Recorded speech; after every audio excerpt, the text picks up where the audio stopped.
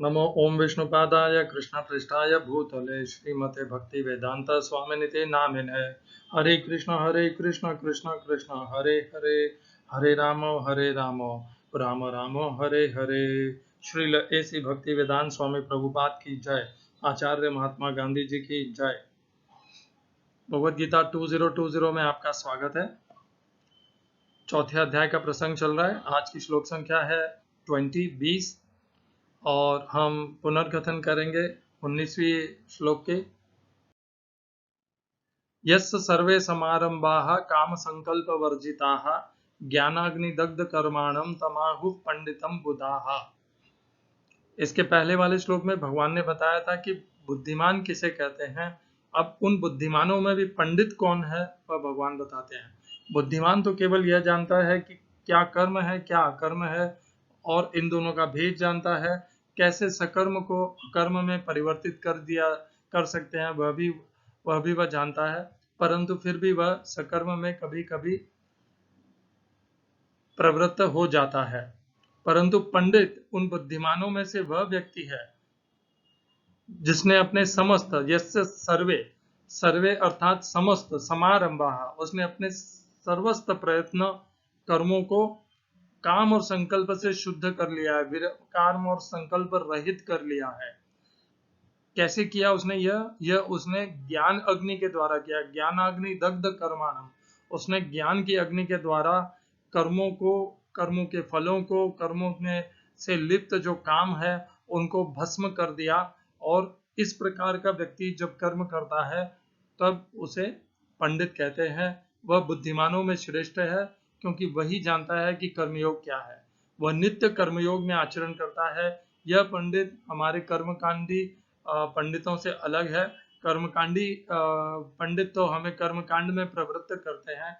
यह पंडित काम संकल्प से निर्लिप्त होकर के किस प्रकार कर्म किए जाते हैं ये स्वयं भी उसका आचरण करता है तथा हमें उसका अनुसरण करने के लिए बताता है। तो इस श्लोक में भगवान ने यह बता दिया कि पंडित कौन है और पंडित किस प्रकार आचरण करता है, यह भगवान ने बता दिया। इसी पंडित का उदाहरण लेकर के भगवान 20वें श्लोक में हमें बताते हैं, त्यक्त्वा कर्म फला संगम नित्य तृप्तो निराश्रयः कर्मण्यभिप्रवृत्तो अपि नैव किंचित करोति सः। यह उसी पंडित का, यह एक कर्मयोगी का आचरण है। किस प्रकार भगवान ने जो अभी 19वें श्लोक तक हमें बता दिया कि पंडित कौन है, अब उसका आचरण किस प्रकार का होता है, वह कैसे उठता है, बैठता है, बोलता है, व्यवहार करता है, वह भगवान आगे के श्लोकों में बता रहे हैं। तो 20वें श्लोक में भगवान बताते हैं, त्यक्त्वा कर्म फला संगम नित्य तृप्तो निराश्रयः कर्मण्यभिप्रवृत्तो अपि नैव किंचित करोति सः। हिंदी अनुवाद गीता यथारूप श्रील प्रभुपाद। अपने कर्म फलों की सारी आसक्ति को त्याग कर सदैव संतुष्ट तथा स्वतंत्र रहकर वह सभी प्रकार के कार्यों में व्यस्त रहकर भी कोई सकाम कर्म नहीं करता। English translation Gita as it is Swami Prabhupada. Abandoning all attachment to the results of his activities, ever satisfied and independent, he performs no fruitive action, although engaged in all kinds of undertakings. इस श्लोक में प्रयोग किए गए संस्कृत शब्दों के अर्थ हैं त्यक्त्वा त्याग कर, कर्म फलासंग कर्म के फलों की आसक्ति, नित्य तृप्त नित्य अर्थात सदा सदैव, तृप्त संतुष्ट, निराश्रय आश्रय रहित। दूसरी पंक्ति कर्मण्य कर्मणि कर्म में, अभिप्रवृत्त पूर्णतः तत्पर रहकर, अपि भी न नहीं, एव निश्चय ही, किंचित कुछ भी, करोति करता है, सह वह। इस श्लोक का तात्पर्य चौथे अध्याय का 20वां श्लोक। हरे कृष्णा।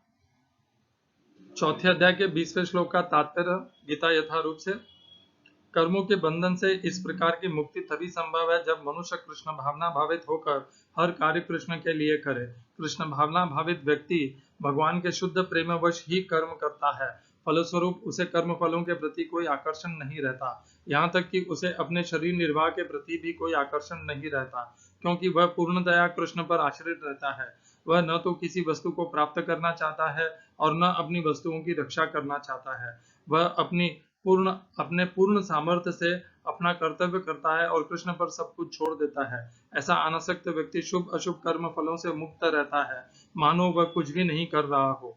यह अकर्म अर्थात निष्काम कर्म का लक्षण है। कृष्ण भावनामृत से रहित कोई भी कार्य कर्ता पर बंधन स्वरूप होता है और विकर्म का यही असली रूप है, जैसा कि पहले बताया जा चुका है। ओम अज्ञानतिमिरन्धस्य ज्ञानाञ्जनशलाकया चक्षुरुन्मीलितं येन तस्मै श्रीगुरुवे नमः। एकं शास्त्रं देवकीपुत्रगीतम् एको देवो देवकीपुत्र एव एको मन्त्रस्तस्य नामानि यानि कर्मापेकं तस्य देवस्य सेवा। हरे कृष्ण कृष्ण कृष्ण हरे हरे, हरे राम राम राम हरे हरे। हरे कृष्ण। त्यक्त्वा कर्म फला संगम, कर्म के फलों को त्याग करके नित्य तृप्त हो, सदैव तृप्त रहता है, निराश्रय है। यहाँ पर निराश्रय शब्द का क्यों प्रयोग किया गया? निराश्रय ज्यादातर हम आश्रय लेते हैं, किसका आश्रय लेते हैं जब कर्म करते हैं? कर्म के फलों का।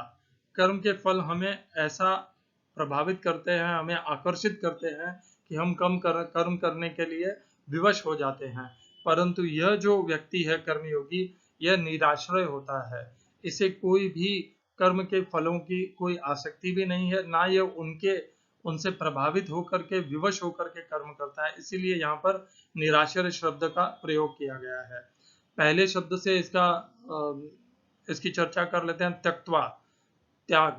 त्याग को भगवान ने 18वें अध्याय में भगवान ने बताया है अच्छे से कि त्याग 3 प्रकार का होता है, सात्विक, राजसिक और तामसिक।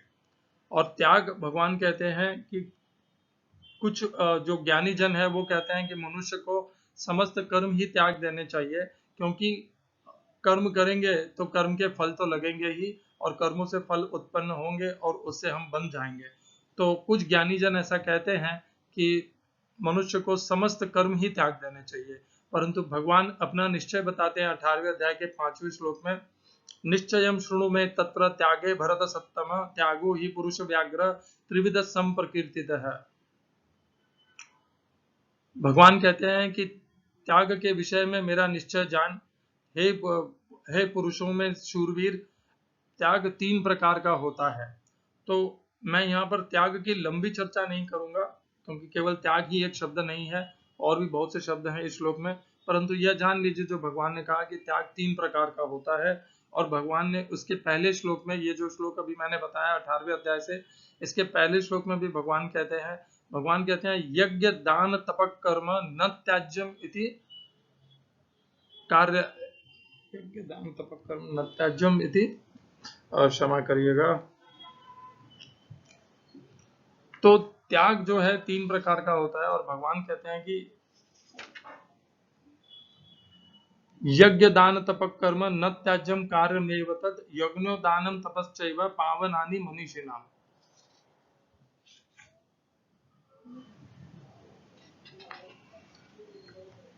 ये है भगवत गीता का 18वें अध्याय का 5वां श्लोक। और चौथे श्लोक में भगवान कहते हैं निश्चयं शृणु मे तत्र त्यागे भरत सत्तम त्यागो ही पुरुष व्याघ्र त्रिविध संप्रकीर्तितः है। 3 प्रकार का त्याग होता है। और कौन से ये 3 प्रकार के त्याग हैं?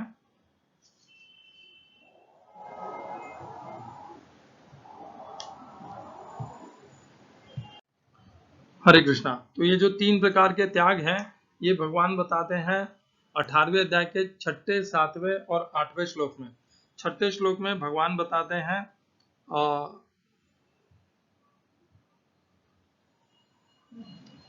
नहीं, 7वें, 8वें और 9वें, ये 3 श्लोक में बताते हैं, 7, 8 और 9। 7वें श्लोक में भगवान तामस त्याग बताते हैं। तामस त्याग कौन सा होता है? नियतस्य तु संन्यासः कर्मणो नोपपद्यते मोहातस्य परित्यागः तामस परिकीर्तः। तो जो कर्म हमारे स्वधर्म होते हैं, हमारे नियत कर्म होते हैं, जिनको करना हमारा धर्म है, उनको जब हम त्याग देते हैं तो वे तामस कहलाते हैं। इस प्रकार का त्याग, जब हम कर्मों का त्याग करते हैं, इस प्रकार के अपने स्वधर्म का त्याग करते हैं, तो वह तामस त्याग कहलाता है।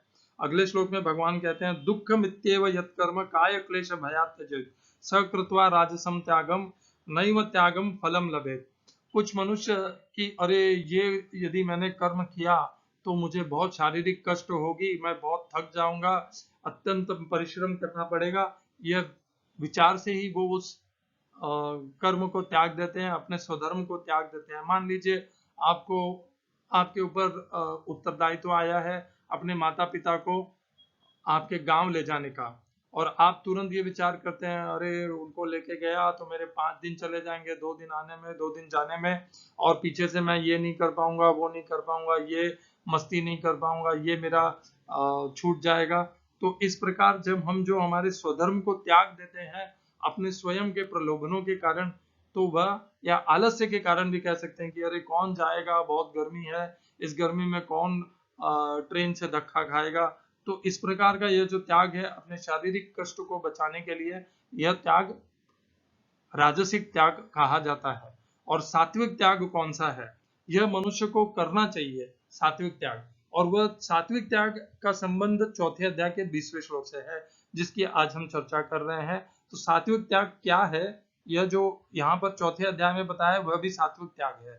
तो सात्विक त्याग की हम चर्चा करते हैं 18वें अध्याय के 9वें श्लोक से। कार्यमित्येव यत्कर्म नियतं क्रियते अर्जुन संगम त्यक्त्वा फलम चैव स त्याग सात्विको मतः। तो आप देखेंगे इसमें कार्यमित्येव यत्कर्म नियतं क्रियते अर्जुन, तो जो नियत कर्म है, स्वधर्म है, शरीर से संबंधी कर्म है, परिवार से संबंधी कर्म है, उनको करना उनको करना अपना धर्म समझना, अपना उत्तरदायित्व समझना और उनको करना। संगम त्यक्त्वा फलम चैव, और उन कर्मों से उत्पन्न होने वाले फलों को के संग को त्याग देना, वह त्याग जो है वह सात्विक त्याग कहलाता है। और वही यहाँ पर भी भगवान ने कहा है त्यक्त्वा कर्म फलासंगम नित्य तृप्तो निराश्रयः। तो यहाँ पर भी त्याग का भगवान ने कर्म फल को त्यागना ही त्याग कहा है, त्यक्त्वा कर्म फलासंगम। तो जो 18वें अध्याय के 9वें श्लोक में कहा है संगम त्यक्त्वा फलम चैव स त्यागो सात्विक मतः। तो जब हम कर्म के फलों को त्याग देते हैं तब वह हमारा त्याग सात्विक कहलाता है। हम समझते हैं कि हम जब कर्मों को त्याग देंगे तब वह हमारा सात्विक त्याग होगा, वह ऐसा नहीं है। हमें तो कर्म के फलों को त्यागना है, कर्म को निश्चित करना है, कर्म को कभी नहीं त्यागना है। भगवान कहते हैं यज्ञ दान तपः कर्म न कार्यम कार्यमेव तत्। यज्ञ, दान और तप, ये तीनों कर्म जो हैं ये कभी नहीं त्यागने चाहिए। और यज्ञ क्या होते हैं? जब हम दूसरों के लिए करते हैं कोई भी सेवा, उनकी सहयोग के लिए जो भी कर्म करते हैं वे यज्ञ कहलाते हैं। और जब हम यज्ञ, दान और तप, इनको कभी नहीं त्यागना चाहिए। तो इस प्रकार जब हम इनका शरीर के क्लेश के कारण इनका त्याग करते हैं तो वे हमें तो राजसिक त्याग कहलाता है, उसका फल नहीं मिलता है। और तामसिक त्याग तो हमें बांध देता है, वह तब होता है जब हम उन कर्मों को ही पूरा त्याग देते हैं, क्योंकि हमें वो कर्म की कोई अब इच्छा ही नहीं है। हम ये जानते हैं कि ये कर्म मुझे, हम ये भी नहीं जानते कि हमें वो कर्म करना चाहिए। राजसिक त्याग में हमें ये तो पता है कि ये करना चाहिए हमें, क्योंकि मेरे माता पिता हैं, मुझे उन्हें गांव ले जाना चाहिए, परंतु केवल अपने शरीर के क्लेश के भय से हम उसे त्याग देते हैं। परंतु जो तामसिक त्याग करने वाला है वह तो यह भी नहीं जानता कि मेरा स्वधर्म क्या है। इतना मूढ़मती और सम्मोहित होता है कि वह अपने कर्म और धर्म को ही नहीं जानता। वह ऐसे ही अपने धर्म को, स्वधर्म को, नियत धर्म को त्याग देता है, वह तामसिक है। तो त्यक्त्वा कर्म फलासंगम नित्य तृप्तो, तो भगवान ने ये जो तीसरा शब्द यहाँ पर प्रयोग किया है नित्य तृप्त है। कौन व्यक्ति तृप्त हो सकता है, संतुष्ट कौन हो सकता है? जो कर्म के फलों का संग त्याग दे। यदि कर्म के फल के प्रति आसक्ति रहेगी तो तृप्ति कभी प्राप्त नहीं होगी। वो फल कैसे भी मिल जाए उनसे संतुष्टि नहीं होगी। तो तृप्ति प्राप्त करने का भगवान ने यहाँ पर एक कुंजी दी है हमें। जैसे ताले की कुंजी होती है, चाबी जिसे कहते हैं, यहाँ पर भगवान ने तृप्ति की एक कुंजी हमें प्रदान की है कि कैसे तृप्ति मिल सकती है मनुष्य को, और वह है कर्म के फलों का संग त्याग, कर्म के फलों के प्रति अनासक्त हो जाना, उनको त्याग देना, उनके बारे में कोई विचार नहीं करना, उनके प्रलोभन में पड़ करके कर्म नहीं करना। यही दूसरे अध्याय से भगवान इसी कर्मयोग का हमें पाठ पढ़ा रहे हैं, हमें प्रेरणा दे रहे हैं कर्मयोग में स्थित होने का। वही यहाँ पर कह रहे हैं, जो भगवत गीता का सबसे प्रसिद्ध श्लोक है, कर्मण्येवाधिकारस्ते मा फलेषु कदाचन, मा फलेषु कदाचन, कर्म के फल में तेरा कोई अधिकार नहीं है। जब अधिकार नहीं है तो उसके फल के प्रति आसक्ति क्यों? तो आसक्ति को त्याग दो। करना क्या है? कर्म के फलों के प्रति आसक्ति त्याग दो। क्यों त्याग दो? क्योंकि कर्म के फलों के ऊपर हमारा अधिकार नहीं है। क्यों नहीं है अधिकार? क्योंकि कर्म के फल हम उत्पन्न नहीं करते, हम केवल कर्म कर सकते हैं, परंतु उनके फल की उत्पत्ति हम नहीं करते। परंतु मनुष्य मोहवश यह समझता है कि मैं जो कर्म करूंगा मुझे उसके फल प्राप्त तुरंत हो जाएंगे और वही होंगे जो मेरी इच्छा है। ऐसा नहीं होता। कर्म के फल तो बनते ही हैं, बनते भी हैं हम उनमें, परंतु वो होंगे क्या, इसके ऊपर हमारा अधिकार नहीं है। कर्मण्येवाधिकारस्ते, कर्म करने में हमारा अधिकार है, परंतु कर्म के फलों के ऊपर कोई अधिकार नहीं है। जब अधिकार नहीं है तो कर्म के फलों को त्याग देने में ही भलाई है, क्योंकि यदि कर्म के फलों को त्यागा नहीं तो कभी संतुष्टि नहीं पाएंगे हम जीवन में। तो संतुष्टि पाने की कुंजी दी है भगवान ने, कर्म के फलों का त्याग कर दीजिए। त्यक्त्वा कर्म फलासंगम, कर्म के फलों का त्याग कर दीजिए, तब आप क्या पाएंगे? सदैव नित्य रहने वाली, सदैव रहने वाली संतुष्टि पाएंगे। कब पाएंगे? जब आप कर्म के फलों का आश्रय लेकर के कर्म करना छोड़ देंगे। कर्म तो करना है, भगवान ने ये नहीं कहा कि कर्म नहीं करना है, परंतु कर्म के फलों के आश्रय लेकर के, उनके प्रलोभन में होकर के कर्म नहीं करना है। कर्म के फलों को त्याग करके कर्म करना है। कर्मण्य भी अभिप्रवृत्तो अपि, और इस प्रकार कर्म के फलों के को त्याग करके जब मनुष्य कर्म करता है तब वह कुछ भी नहीं करता, उसे कर्म के बंधन नहीं लगते, उसे कर्म के फल नहीं बांधते हैं। तो यहां पर भगवान ने कर्मयोग का गुप्त रहस्य दे दिया है हमें। क्यों कर्मयोग में कर्मयोगी को कर्म के बंधन नहीं बांधते, यहां पर भगवान ने वह बता दिया है। कर्मण्य भी प्रवृत्तो अपि नैव किंचित करोति सः, वह मनुष्य, वह कर्मयोगी कर्म करता हुआ भी कुछ भी नहीं करता। कुछ भी नहीं करता का यहां पर भाव यह है कि वह उनमें कर्ता का भाव नहीं रखता कि मैंने कर्म किया है। नैव किंचित करोति सः, वह अपने अंदर यह भाव नहीं रखता कि मैं कर्म कर रहा हूं। न एव किंचित करोति सः, यह नहीं रखता कि मैं ये कर्म कर रहा हूं। तो दोनों त्याग देता है। पहला, कर्ता का अहंकार का भाव त्याग देता है, और दूसरा, कर्म के फलों के प्रति उसका जो संग है, कर्म के फलों के प्रति, उसको भी त्याग देता है। इस प्रकार ये जो दो त्याग वो करता है, पहला कर्म के फलों का त्याग, और दूसरा कर्म में कर्ता के अहंकार का त्याग, मैं करता हूं इस भाव को त्याग देता है। ये दो त्याग से वो कर्म करता हुआ भी कुछ भी नहीं करता है। दूसरा त्याग क्यों आवश्यक है? यदि कर्ता का यह भाव रह गया कि मैंने कर्म किया है, तब भी कहा न कहा आसक्ति रह जाएगी और पूर्ण शुद्ध कर्मयोग नहीं होगा। तो जब भगवान ये कहते हैं कर्मण्य भी प्रवृत्तो अपि न एव किंचित करोति सः, वो कर्म करता हुआ भी कभी ऐसे उसमें भाव नहीं होता कि मैं कर्म कर रहा हूं। न एव किंचित करोति सः, और ना तो ऐसा भाव होता है कि मैं कर्म कर रहा हूं, और ना ही कर्म करता है, वह कर्म का करता है। इस प्रकार उसे कर्म के बंधन बांध पाते हैं, क्योंकि उसने कर्तापन के अहंकार का भी त्याग कर दिया है। यह जो भगवान ने उपदेश दिया है, यह जो ज्ञान दिया है, हम क्या इस प्रकार जी पाएंगे? क्या हम इस प्रकार जीते हैं? हमारा जीवन ऐसा है? नहीं। हम हमारे समस्त कर्म, कर्म के फलों के प्रति आसक्त होकर के करते हैं। हम तो कर्म करते ही इसीलिए हैं कि हमें कुछ ना कुछ फल मिल जाए। तो जहां पर हमारी बुद्धि इतनी कर्म के फलों के प्रति आसक्त है और वही उसे सही लगता है, तो समझिए हमारे में कितना बड़ा मोह है, हम कितने अज्ञान में हैं। हमें तो अपने विपरीत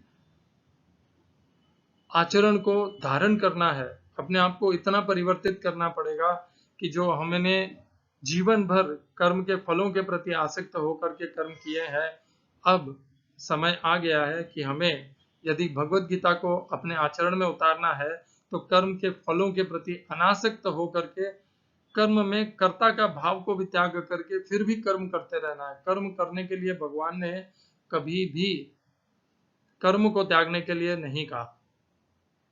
18वें अध्याय में भी भगवान कहते हैं कर्म तो करना ही है, यज्ञ दान तपक कर्म न त्याज्यम कार्य में तत्, ये त्यागने योग्य नहीं है, इनको करना ही चाहिए। अर्जुन का यह युद्ध यज्ञ है। क्यों है यज्ञ? क्योंकि अर्जुन यह युद्ध केवल स्वयं पांडवों के लिए नहीं लड़ रहा है, यह एक धर्म युद्ध है। इस धर्म के युद्ध में अर्जुन इस धर्म युद्ध को जीत करके धर्म की पुनः स्थापना करेगा। भगवान जो धर्म के संरक्षक हैं, उनका निमित्त बन करके, उनका माध्यम बन करके अर्जुन भगवान की सेवा के लिए, भक्ति के लिए इस युद्ध को करेगा। इस भाव से जब वह करेगा तब जाकर के वह कर्म के फलों से, इस युद्ध के फलों से मुक्त हो पाएगा। और भगवान उसे वही ज्ञान दे रहे हैं कि तू इस प्रकार युद्ध तो तुझे करना ही है, युद्ध त्यागना तेरा स्वधर्म नहीं है। तेरा स्वधर्म है क्षत्रिय स्वधर्म कि तुझे युद्ध करना है, और कोई भी भाव से तेरा धर्म यही है कि तुझे युद्ध करना है। आप क्षत्रिय का देखो या मनुष्य का धर्म भी देखो, तो भी तुझे युद्ध करना है। क्योंकि यज्ञ दान तपक कर्म न कार्यम कार्य न त्याज्यम कार्यमेव तत्। और यह जो कुरुक्षेत्र में जो युद्ध हो रहा है, यह तो धर्म युद्ध है। धर्म युद्ध यज्ञ के बराबर होता है, एक ही होता है। हमारे जीवन में भी इस प्रकार के हमने जो जीवन जिया है, कर्म के फलों के प्रति आसक्त होकर के, समय आ गया है अपने आप को जागृत कीजिए, अपने मोह से अपना मोह का पर्दा हटाइए और स्वच्छता से स्थिर होकर के स्पष्ट देखिए कि यदि मैंने ये कर्म के फलों के संग को त्याग दिया तो कितना जीवन सुखमय हो जाएगा, कितना परिवर्तित हो जाएगा। ये कर्म के बंधन मुझे बांधेंगे नहीं, और इसके कारण जिस शांति को हम लोग वस्तुओं में ढूंढ रहे हैं, जिस शांति, जिस आनंद को अनुभव करने के लिए हम ये इतना प्रयत्न कर रहे हैं, वस्तुओं को पाने की इच्छा कर रहे हैं, यह तो स्वयं सिद्ध है हमारे लिए। हमें केवल ये कर्म के फलों की आसक्ति को त्यागना है, वह आनंद हमें अपने आप प्राप्त हो जाएगा, किसी वस्तु के माध्यम से नहीं होगा, वह हमारे हृदय में है, वहां से केवल प्रज्वलित हो जाएगा। क्योंकि ये जो कर्म के फल हैं और ये कामनाएं हैं, ये जो अनलेन के जैसे जलती रहती हैं, यही हमारे अंदर उत्पात, व्यग्रता, यह सब यही उत्पन्न करती है। जैसे ही हम इसे शांत कर लेंगे, जैसे अग्नि जल रही है, आपने उसके ऊपर पानी डाल दिया, पानी डाल के आपने उसे शांत कर दिया, तो सारी शांति हो जाएगी। पूरा वातावरण में जो अग्नि की गर्माश फैल रही थी वह शांत हो जाएगी। उसी प्रकार आपके अंदर, हमारे अंदर जो कामनाओं की अग्नि जल रही है, जैसे ही हम अपने ज्ञान की अग्नि के द्वारा उस कामनाओं की अग्नि को शांत कर देंगे, तो आनंद, उस जो परम आनंद, परम शांति जिसकी हम चर्चा करते हैं, वह तुरंत सिद्ध हो जाएगा हमारा, और किसी वस्तु की आवश्यकता नहीं है उसको, उस शांति को पाने के लिए, उस परम आनंद को पाने के लिए। वो हमारे भीतर ही है, वह नित्य तृप्ति ही है कि अब कुछ और चाहिए नहीं मुझे बाहर से। आंतरिक सुख है, आंतरिक आनंद ही, आंतरिक तृप्ति ही वह परम सुख है, परम शांति है, परम आनंद है। और उसके पाने का मार्ग यही कर्मयोग है। और अपने अंदर कामनाओं की जो निरंतर जलने वाली अग्नि है, उसको शांत करना ही उसका एकमात्र उपाय है। हरे कृष्णा। श्रील ऐसी भक्ति वेदांत स्वामी प्रभुपाद की जय। आचार्य महात्मा गांधी जी की जय।